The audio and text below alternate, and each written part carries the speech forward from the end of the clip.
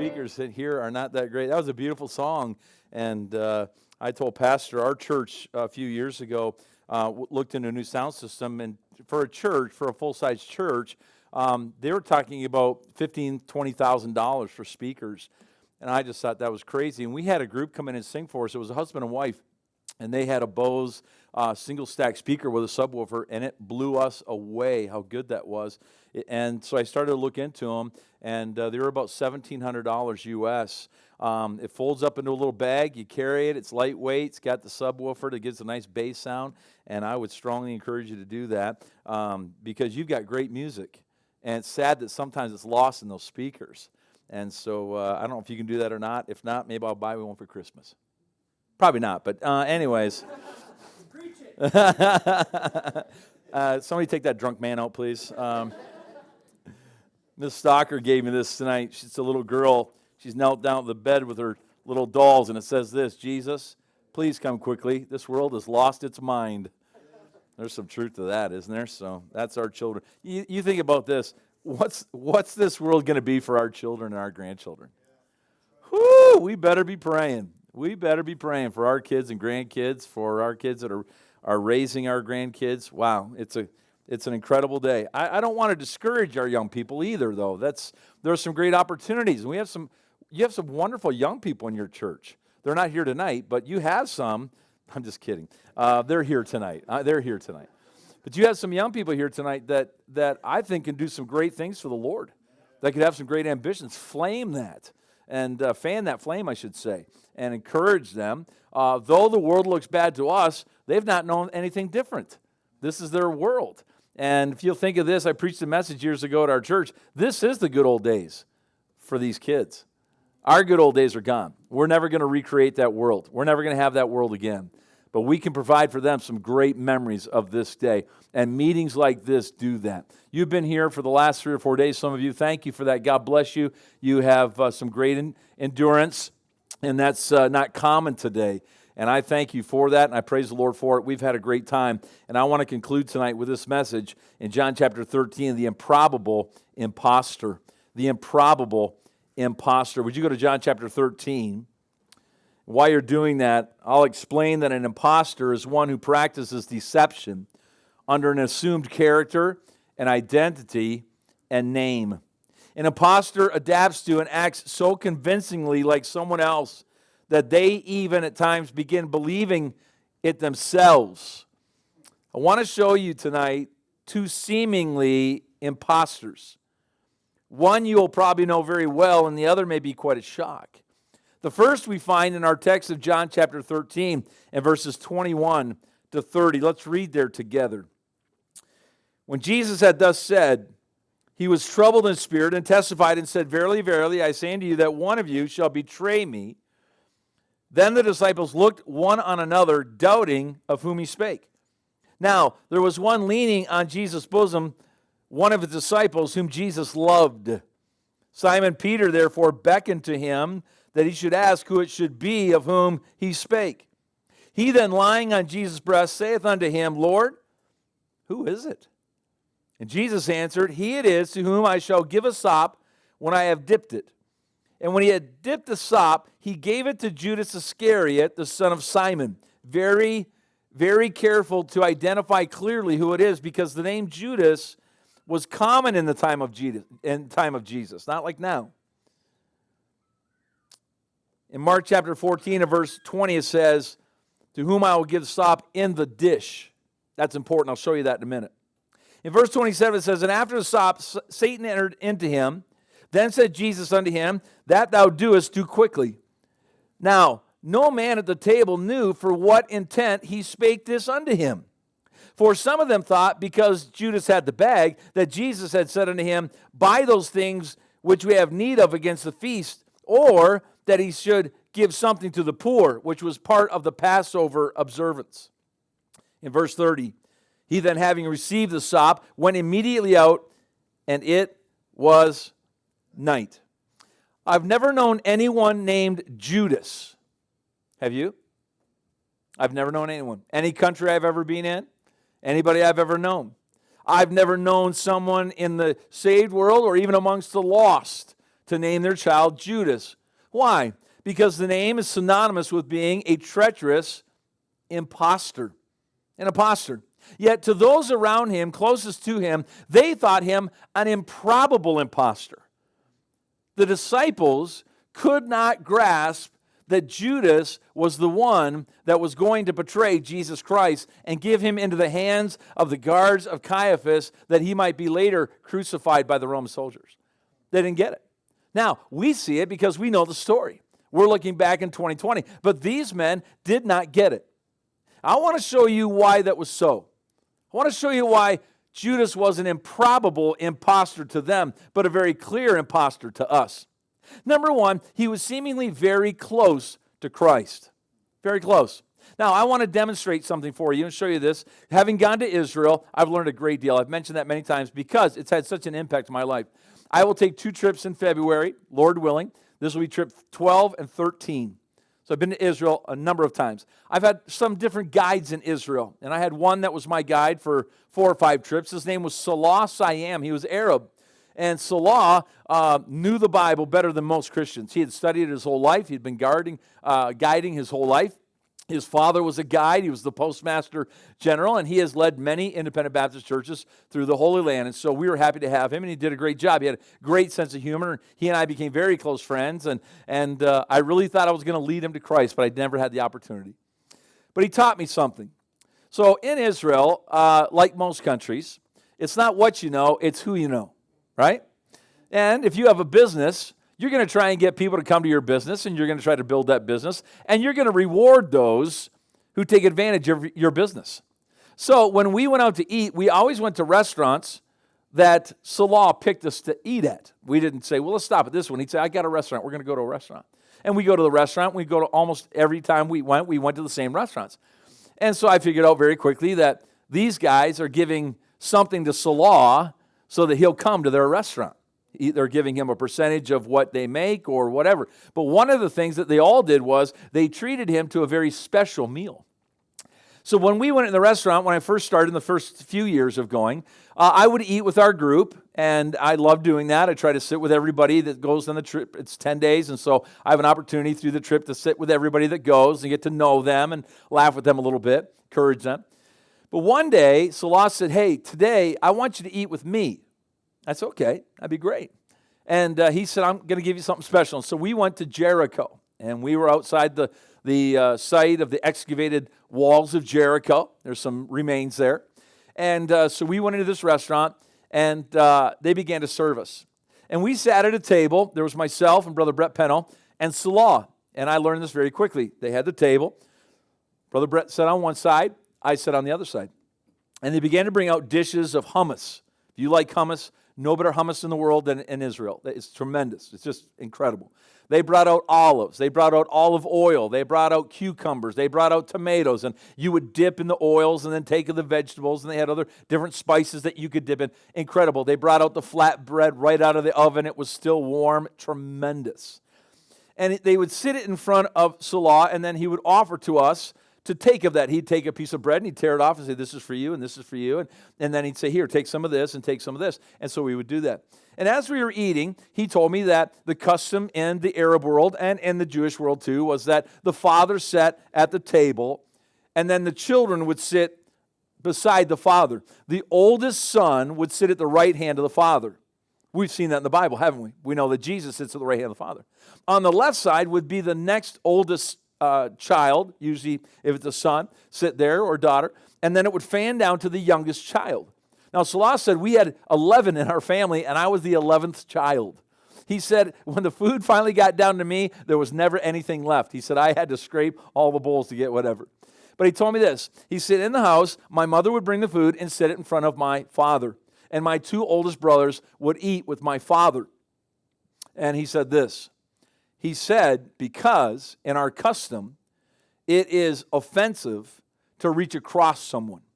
So the bowls would sit here, and he would share with those on his left and right. Great custom. And so we ate that way that day, and others sat at the table, and the next group of people would eat from those bowls that were in front of them. So I want to demonstrate to you now what Jesus was doing in that Passover. So Pastor, if you'd come and help me out, and I'll get you, Brother George, to come. Troy, why don't you come? And come and help me, would you, Dave? And Anders, would you come? So, Pastor, I want you to stand right here in the middle. Anders, I'm going to get you to stand right here. I'll get you, George, to stand over here.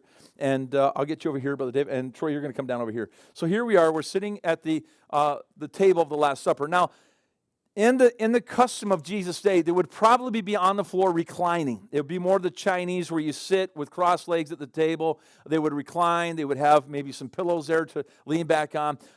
We don't know if they would use a round table or a longer table. We're not sure. It could have been either. It doesn't really matter. But they would sit in the style. So Jesus, and Pastor will represent Jesus tonight. I really had to stretch it to get a character. But we'll see him as Jesus tonight.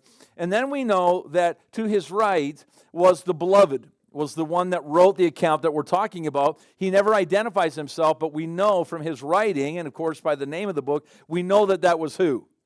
John the beloved. So you're John the beloved tonight, and you love Jesus.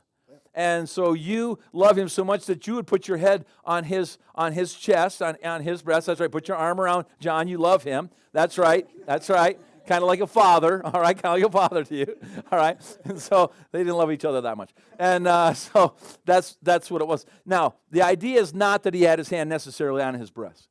The idea was that they were that close, and when he would talk, he would be in that, that facsimile of that area. So we have John, and then in the reading, because he speaks, we think of Peter.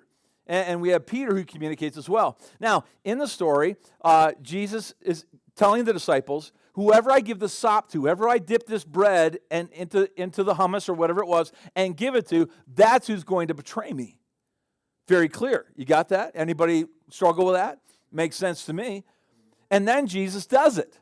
But the disciples don't get that it's Judas, right? So here's what I've always envisioned, and this is what I thought. So I think, well, this is John, and this must be Peter. But that doesn't make sense. Doesn't make sense. Because Peter says he beckons to John. Ask him who it is, right? Now, does it make sense for Peter to say, hey, John, ask him who it is? I mean, Jesus is right here. Even if he sneaks around back, goes, hey, John, ask him who it was. He's right here. Doesn't make sense. Now, we know this.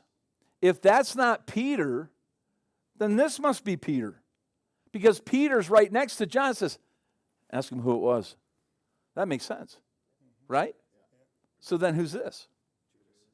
Well, what a perfect representation we have here. This is Judas. And how do we know it's Judas? Because Jesus said, to whomever I give the sop. It's impolite to reach across. It's impolite to reach across. So he would have said, whoever I give this to, Jesus is the master. Who sits at the right hand? The beloved son, John. Everybody knows, it's one of Jesus' favorites. He's always involved in the inner circle for some reason. John had Jesus' heart. And who sat at the left? The next of importance, the next that he loved, Judas. Now that doesn't make sense to us, but it made sense to them because he had the money. He was well trusted. See, in Israel, they have what they call kibbutz.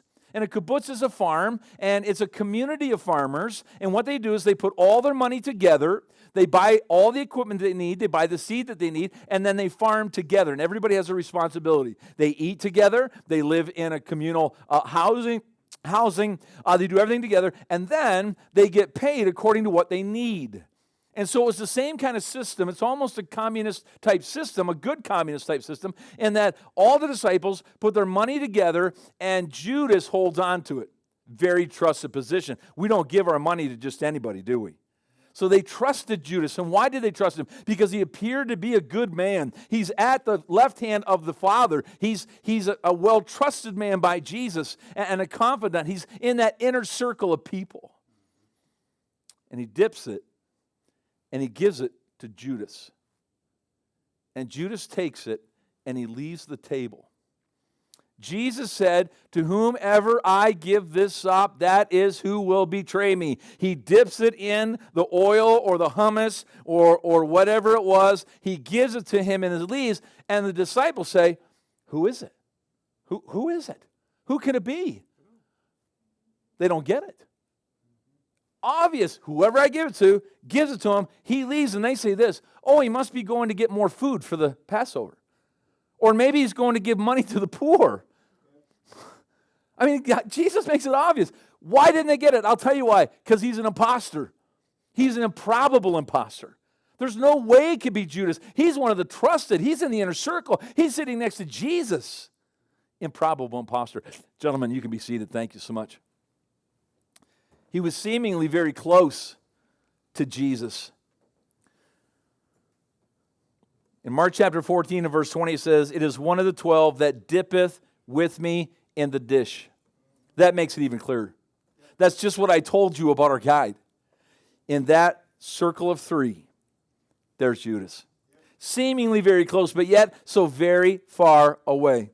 So close was the seeming relationship that no one even picked up on the open and obvious identification sign of passing the sop that Jesus gave. It can't be Judas. He's leaving to pay for something else. But in reality, he goes to sell out Christ while selling himself out to the devil.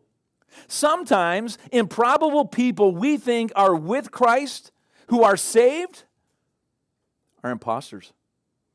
I want you to look at the people in your row tonight. Look at the people in the row, people that you're in tonight. Look down that row. You're all are you all sisters? Your sisters? Sister-in-laws? Yes, not sisters. Sisters-in-law, right. You got nice sister-in-laws, so don't you? You love them very much, don't you? You're going to buy them a nice gift at Christmas, aren't you?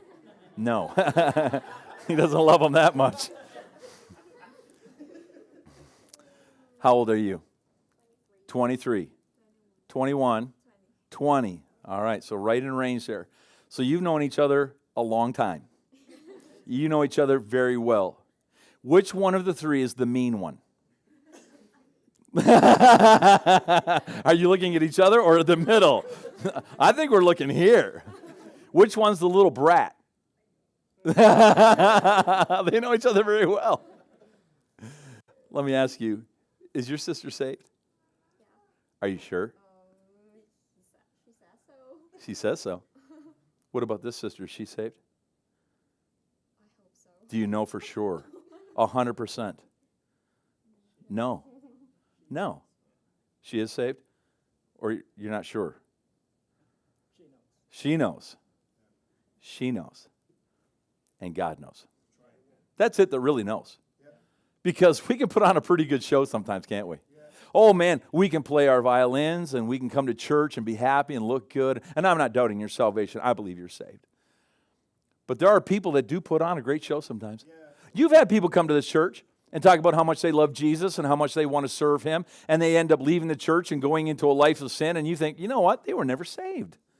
We've had people come to our church, and they'll come and kneel and make a profession and get up and seem to change, but very quickly you soon find out that they are just an imposter. There may be somebody here tonight who's an imposter. You're not saved, and you know it. Judas knew who he was. He knew what he was doing. He knew what was going to be the outcome, and he followed through with it. Imposter. Why did he do that? Why did he follow Jesus? Why did he get so close to Jesus? I believe this. I believe Judas thought, as many thought, that Jesus was going to be an earthly king, that he was going to reign on the throne of Israel. He was going to kick Rome out. He was going to take over the country. He was going to be the king, and he would be rich. And Judas would be his trusted confidant that would hold the bag. And we'll learn about that in a little bit. So maybe tonight in this room, there are some people who look like Christians. They say they're Christians. They sing the hymns. They have a Bible.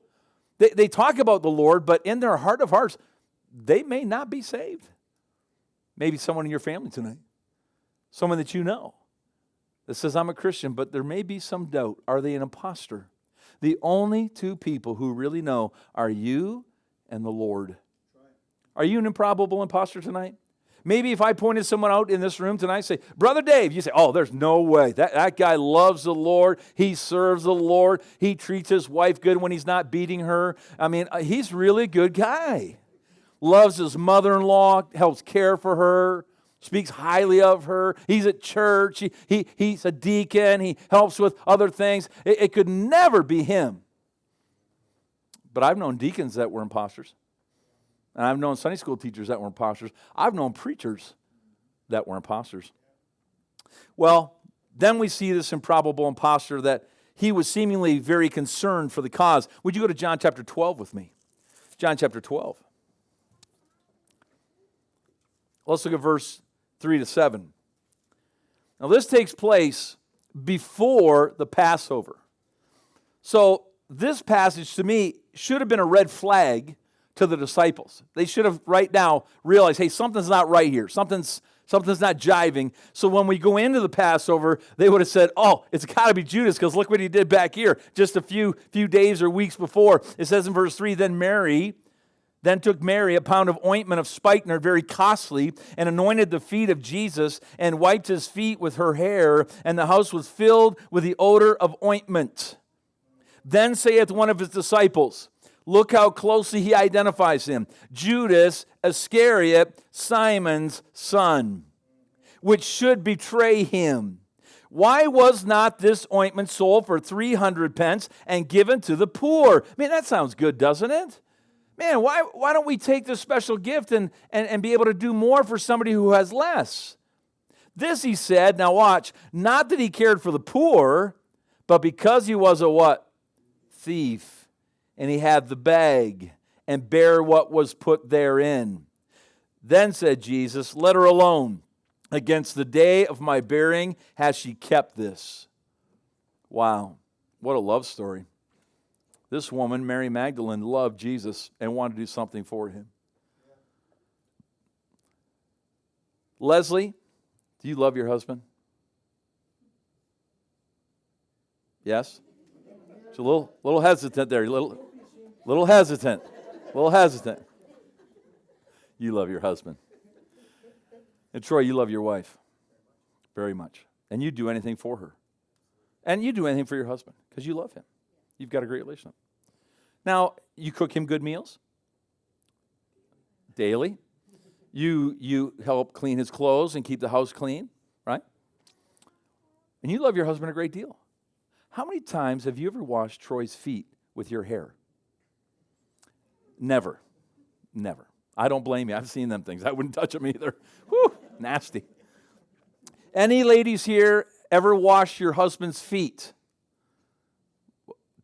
Ladies, come on. Did you really? You washed your husband's feet? Wow, you did that. Did you wash his feet with your hair?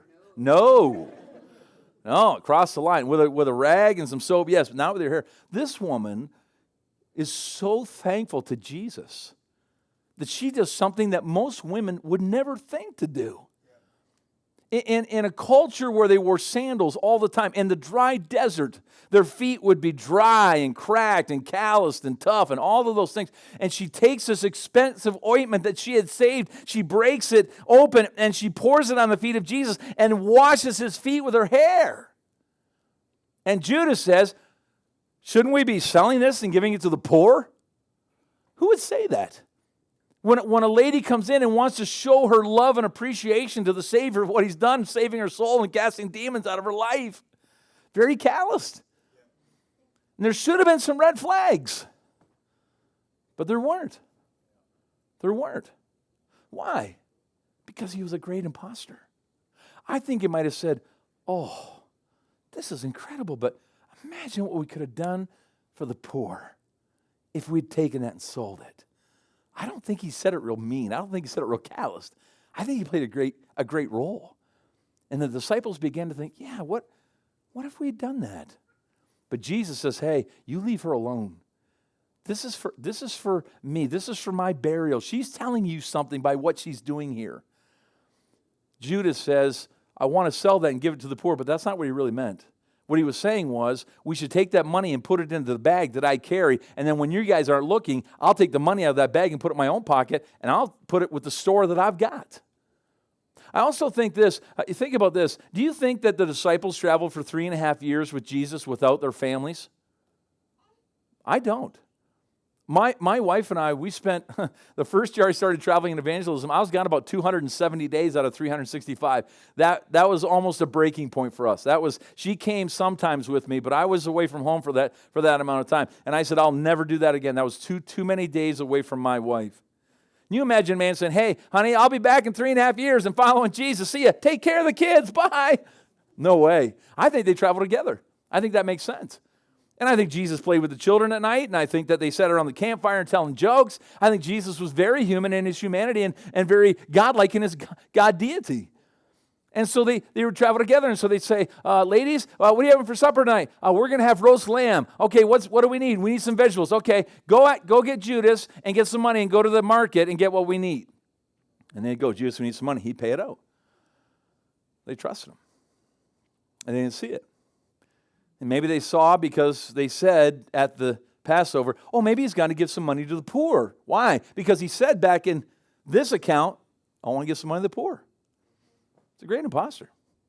There are people who will come to this church who will talk about doing great things and seem very charitable and seem like they really want to help others, but in reality, they just want to help themselves. I'm sure if you're a church like any church, you've had some business people come, and boy, they come in, and man, they think this is great, and you're wonderful, and I want to get involved, and Pastor, you can count on me, and I'm a businessman, and I'll show you how to do things. In reality, what they're thinking is, I can make a contact here, and I can make a contact here, and I've got some resources over here, and I can sell to them. Sometimes that happens. Not always, but sometimes that happens. And you find out later, you think, wow, the only reason they came was because they wanted to get something from us rather than give something to the cause of Christ. That's this man. And so we get upset with those that come in and do that. But yet, this man is so good, they don't get upset at all. They just let him go. He said, I'll play the game. I'll put it on when I have to. But as soon as I get the chance, I will satisfy and gratify my longings and myself. And then finally, we see this. We see he was seemingly careful not to get caught. Would you go to Matthew chapter 26 with me? Back just a little bit. Matthew chapter 26, we're going to read verses 47 to 51. Matthew 26, 47 to 51. And while he yet spake, lo, Judas, one of the 12, came, with him a great multitude with swords and staves from the chief priests and elders of the people. Let me stop there for just a minute. When we go to Israel, we go to Caiaphas' house. Still there. They know historically, they found documents, they've got records. That was Caiaphas' house. We go to Caiaphas' house, and in Caiaphas' house, when you come on the main floor, you see a regular house, regular setting, but there's a large room, and in that room, there's a hole in the floor. And beneath that, there is a rounded hole beneath that in the area below. When you walk down the stairs to get down to that place, you find that there is a prison there. There are cells there. There's 3 or 4 cells. There is a whipping post there. There are 2 holes above the one cell where they would put the ropes, and they would take logs and drive it in there to hold the ropes up over their head, and they'd whip them there. And then you go down and you go into that circular area, and what that circular area was, it was a pit. And that pit was a holding area for the worst of thieves. It probably would have reeked of human waste. It would have been filled with lice, rats. It would have been disgusting. We go into that area, and it's now all clean, and it's all done up. But that's the place where Jesus would have been held for the trial. They would have lowered him with ropes under his arms, down in. They would have lowered the ropes again and hauled him up. We go to that spot, and when we do, we sing, "And Can It Be," the song that you sang tonight. It is one of the most moving, one of the most gut-wrenching places that we visit in Israel, one of my favorite places. One of our greatest services is in that place.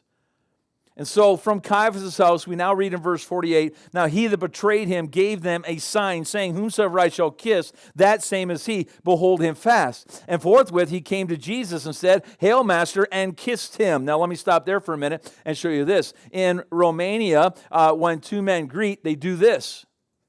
Come on. They probably clasp hands, right? Do you do hands? Yep. And then they do this. Mwah, mwah, mwah. They kiss. That's the only time I've ever kissed a man, and it's the last time I'm going to kiss a man. And it would never be on the lips. But that's what they do. That's the same custom in the Middle East and other parts of the world too. He said, when I kiss him, he came up, that's a normal greeting. That's what you do. When I kiss him, whoever I kiss, that's the one. All right? Let's go on and read on. It says this in verse 49, and forthwith he came to Jesus and said, Hail, Master, and kissed him. And Jesus said unto him, Friend, wherefore art thou come? Now don't be fooled by the word friend, because that means acquaintance. It's not a close-knit relationship. Then came they and laid hands on Jesus and took him. And behold, one of them, we read in the other accounts, we know who that is, it's Peter, which were with Jesus, stretched out his hand and drew his sword and struck a servant, Malchus, we know his name, of the high priest, and smote off his ear. Now, this great multitude comes. Judas says, now just to be safe, there's 11 guys there. There's some fishermen, a tax collector. There's a former zealot who was a professional killer, really. There's some tough guys there. We better take a multitude just in case that we get in trouble. There are 11, and one of them for sure is armed. Probably two. Probably the zealot, and probably we know Peter. And so he said, we better take some backup. Why would a religion need soldiers? This isn't the Romans. This is from Caiaphas, the high priest. Well, I would ask the same question of the Vatican. Why do they need soldiers at the Vatican? Why do they need an army at the Vatican? Same thing. We go on. Funny thing here is, Peter takes off the ear of the servant of the high priest. Judas comes in. Judas identifies Jesus. Judas steps back. The soldiers take Jesus into possession. And Peter takes out his sword, and he cuts off the ear of the servant of the high priest. Now, wouldn't it make sense, knowing what we know, if Judas would have taken the sword and run it through Judas? Wouldn't that make sense? Makes sense to me.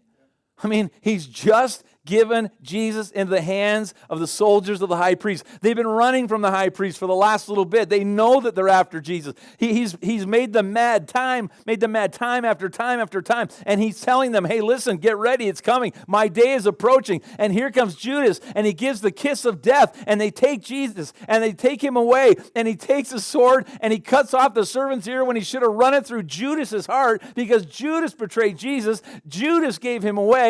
Jesus is now in their custody, but they don't get it. Peter doesn't get it. It doesn't come to fruition yet. He doesn't understand yet what happened. And probably never did until they found out that Judas had killed himself after giving the money back. He's a great imposter. That's imposter number one. Imposter number two may be in this room tonight. As I've said, it may be a person next to you. It may be somebody that you're related to. It could be somebody that you've worked with in a Sunday school class or sat with in a deacon's meeting. It could be somebody that you've been married to. It could be you. And the only person, as we said before, that will ever truly know will be you and Jesus. And Jesus knows. Judas could not bear the weight of what he had done any longer.